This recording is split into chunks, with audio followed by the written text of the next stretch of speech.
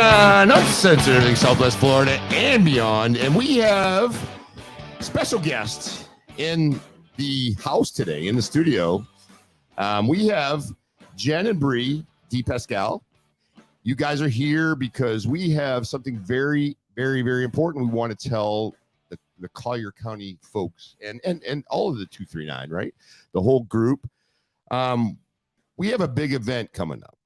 And this is for Bree's brother and Jen's son, Joey D. And a lot of people know Joey D. A lot of people know kind of the situation. We're going to talk a little bit about that today.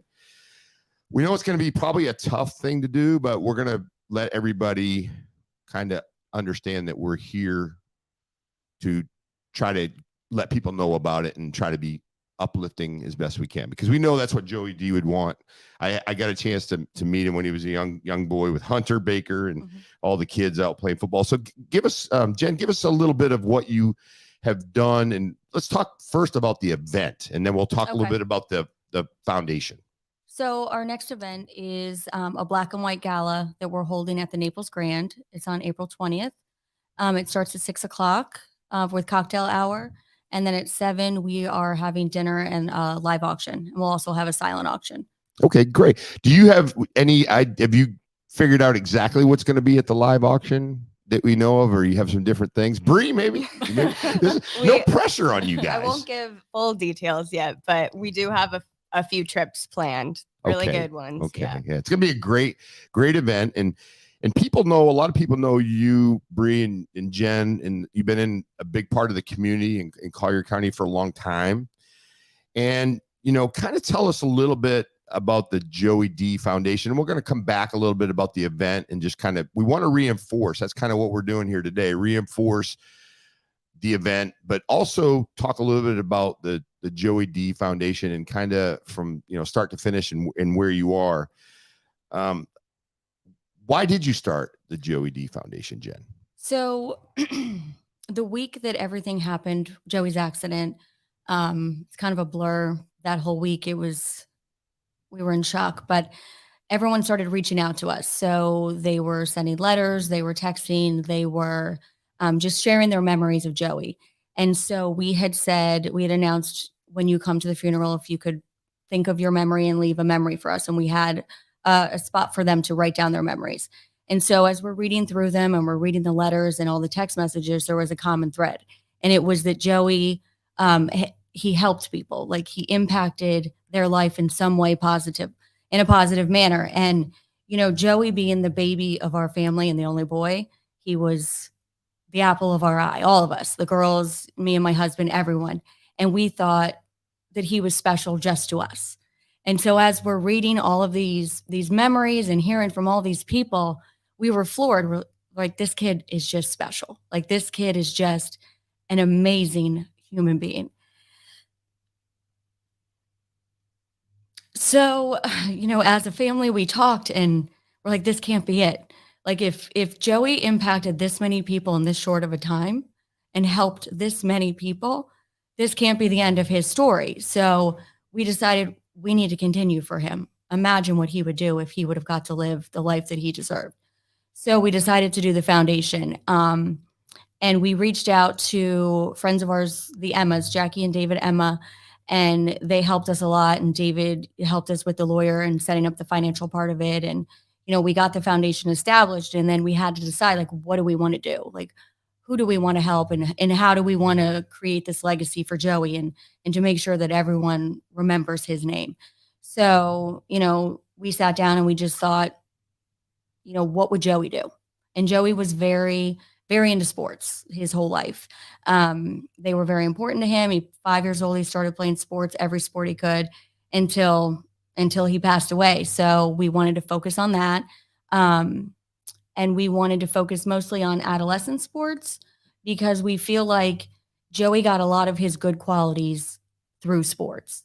Like, he played for the Naples Hurricanes since he was 5 until 8th grade. He was a huge Hurricane fan. Tough kid, too. Tough kid. Very tough kid. Yeah. And I feel like a lot of his discipline, his perseverance, like all of that, he learned through that organization. And I feel like every kid deserves to have those opportunities like Joey did. And And then the FSU scholarship that we're doing was kind of a no-brainer for us as well. Everyone should have that opportunity to go away to school and have that experience. And my girls both graduated from Florida State. Joey was a freshman, loved it. He was having the time of his life up there. And so we wanted to do that and give a Collier County student. So we did an endowed scholarship. So it's a Collier County student every year will get a full ride to Florida State for life. So Wow. So that's one of our big initiatives that we wanted to focus on. Yeah. Now, Bree, to add on to that a little bit, I mean, your mom pretty much summed it up. She Very stole it nice. all away from me. Yeah. Thanks, That's Jen. okay. Thanks. Yeah. No, we grew up very fortunate, and Joey was always able to do whatever he wanted to. Played sports all through his life. Was able to go off to a good school. He was a sports management major. Really wanted to go to law school after he graduated from Florida State and then become a sports agent. So we want to encourage other kids to be able to do that and give them the opportunity that Joey had, because a lot of kids don't have those opportunities. They need financial assistance for all of that. So we want to give scholarships to the kids to play sports, and then obviously scholarships at FSU too. So they are able to go on and do things like Joey would have done. Yeah. So really, you want his legacy to live, and you want him Yes. to live, and you want to do it for the right reasons, for the folks, the young kids, or pretty much everybody in Collier County, right? So you want that to go on. You want what a great feeling and a good thing for you guys to do, and people that are involved in this. And I know David and Jackie, but Emma, the great super people. So it's a continuation. I think that's probably what you want to do and want to bring back. Yeah, that's very important. And anything else to add on that? I was just going to say, like, when we were thinking of all these people that Joey had impacted, and I thought to myself, he's impacted more people than I have in my life, and obviously I'm much older than him. And so I was kind of humbled, and I was like, we need to be better like Joey. Like, we actually have license plates, and it's like, in honor of Joey D, do better. And I think that a lot of people should probably live their lives that way. Yeah. And try to do better. And I think parents and really pretty much anybody, right, when they go to a ceremonial life situation, they don't really realize how. And you think, like, somebody that young, how could you possibly impact so many people? And when you go and something like that happens, you really feel it. And you're like, wow, this kid, because as you're going through life, it's my kid, right? They're good kids. All your kids, every parent thinks their kid's probably pretty good, right? Yeah. But when you see it from other people and other people tell you, that's got to be just a feeling that you can't probably ever imagine. I'm sure it is. Now, what are some of the other events that you have done with the Joey D Foundation? So we had a 5K back in September. Okay. That was great. Yeah, that was really good turnout. Way better than we expected, actually. Yeah, good. That was good. And then we did a meal at our restaurant, Joey D's, in November. Okay. So everyone just bought a ticket. It was a buffet, and we had a DJ, and it was really good. We've had some really good events so far. And then we've done a few smaller events. We did one at Cycle Bar, one at TAP, Total Athletic Performance. We did a few events like that. Very active things. Joey was always very active. So we knew that was a good thing to do for him. Keep you busy. Yeah. And a little bit about this upcoming event. I know we talked about it real brief, but it's going to be Wednesday, April 20th, right? And it's going to start at 6 p.m. And kind of what gave you the idea to do a gala and a black tie event? Yes. So what gave you that idea to do that? Obviously, bring the community together and raise some funds, right? Honestly, that was Jackie's idea. I was going to say the same thing. I was like, that didn't come from us.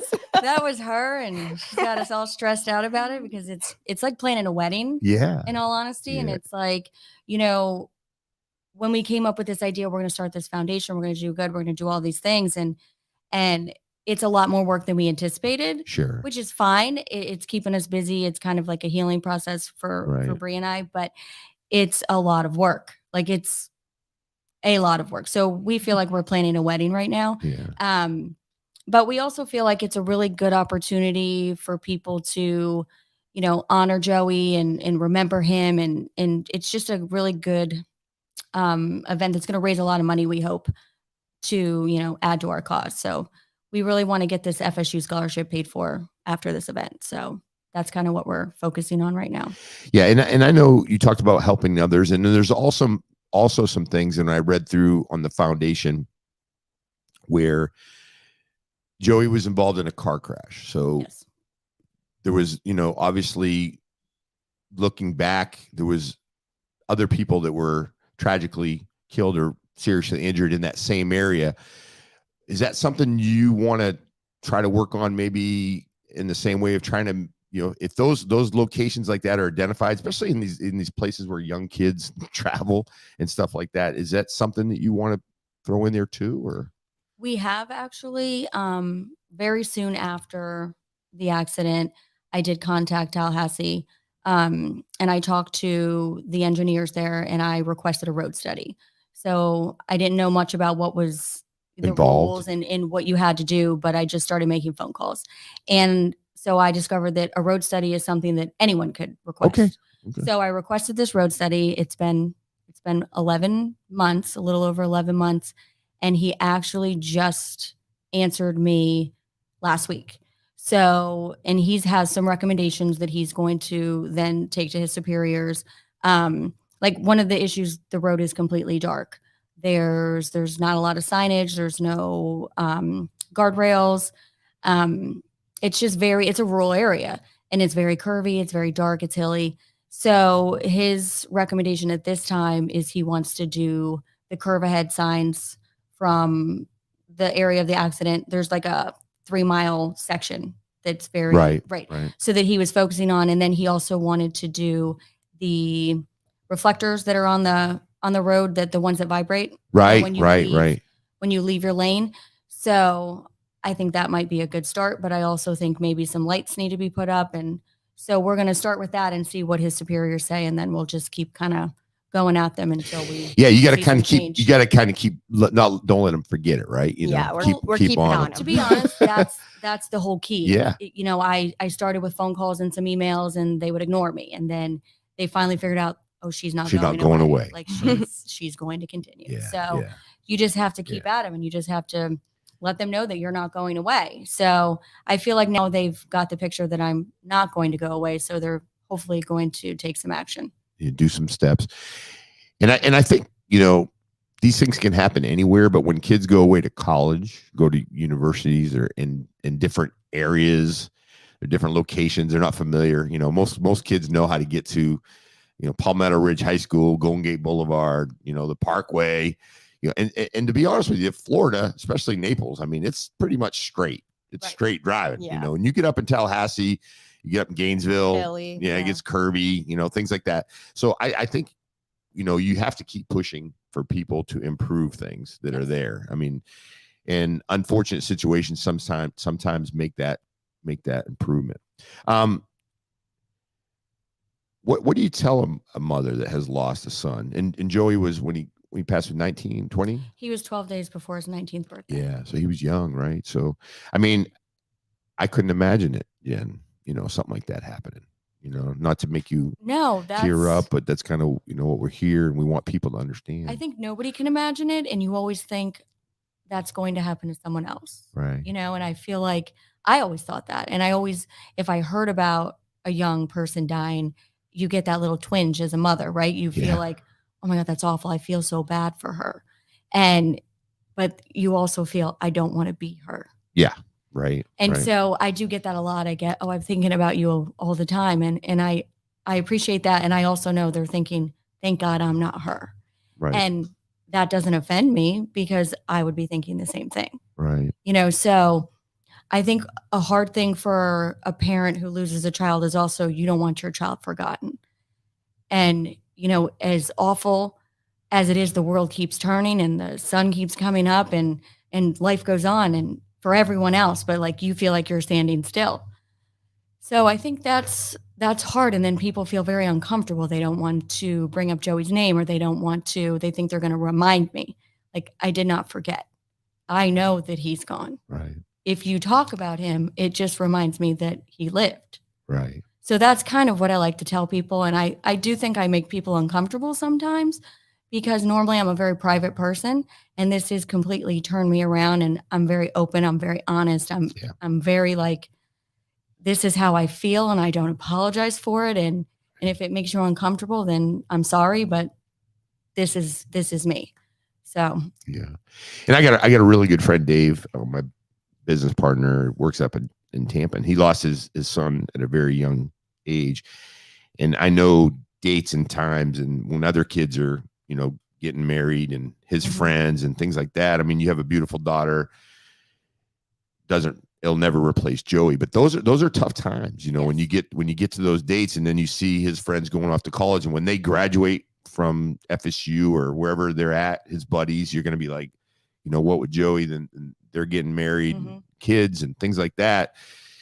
Those are tough, and they're tough times for my buddy Dave. So I pick up the phone, give him a call. It does help when people do remember and they understand that. And I love seeing Joey's friends, and he has some really, really good friends. Yeah. And that makes me happy. And I try to focus on that. Like I focus on, Joey had a great life. Like it was short, but it was great. All the way. Yes. Full speed. He loved life. He was loved. He was in love. He was loved back. And, he didn't want for anything, that kid. And I really realized that when I went through his stuff, and I was like, wow, this kid was spoiled. But you wouldn't know that to meet him. Right. Yeah. He didn't act spoiled. Yeah. Right. He never acted that way. He was very, very humble, very giving, very generous, and just probably the best person I'll ever meet. Sorry, Bree. I love you too. A little rude. And and Bree as a sister, is it pretty tough? Obviously, it's a silly question to ask, but yeah, I mean, people kind of forget about the siblings. They're like, oh, the parents, the child, the girlfriend, whatever. They kind of forget about the siblings, which is kind of annoying at times. But I've gotten kind of used to it. I'm like, all right, whatever. I'm here. Yeah, I know. But so I just, me and my sister just kind of have to be there for each other. So. Right. Yeah. Well, listen, let's go over it one more time. So it's Wednesday, April 20th, starts at 6 p.m. How do I get to go to this gala? So wait, what's and we'll put it in the post. Okay, perfect. We'll put it in the post. So if you just go to event.gives/JoeyD, you just put that into your Safari. Event.gives/JoeyD. Yes. Okay. And that'll take you straight to the event website, and you can purchase your tickets there. Okay. We definitely want a huge number of people there, because that's how it's going to be successful. Even if there was 10, it would be successful, but the more the better. And I think that, and like you said, it's a lot of work. But when that group and everybody gets together, there's going to be a great feeling. And we know that Joey's looking at us going, hey, I'm here, and I want you to be, understanding that I'm in a pretty good place, and I had great times, and you were able to provide him with so many good things. So you got great memories of those times, and no words can ever replace, obviously. But again, let's obviously have a good thing for Joey D, right? Very important. If you can get on there again, events.gives/JoeyD. Yes. Get those tickets, and thank you guys for coming in. Yeah, thanks for having us. It's really important for me too to get the word out. And Jen, we talked, and I said, hey, let's do this. And I talked with Jackie and David, and it worked out great. So, all right. Anything else to add? No, I think we did. And we're at Facebook Live. And remember, please share this with everybody, right? So if you go in there, share it. Okay. Just a very, very good thing. And if you have any comments and anything we can do, we're here for you. All right. 239 Uncensored, everything Southwest Florida and beyond. And thanks for listening. We really appreciate everybody being on. Remember, Joey D, great foundation, helping kids from Collier County, and take them to the moon. We are out.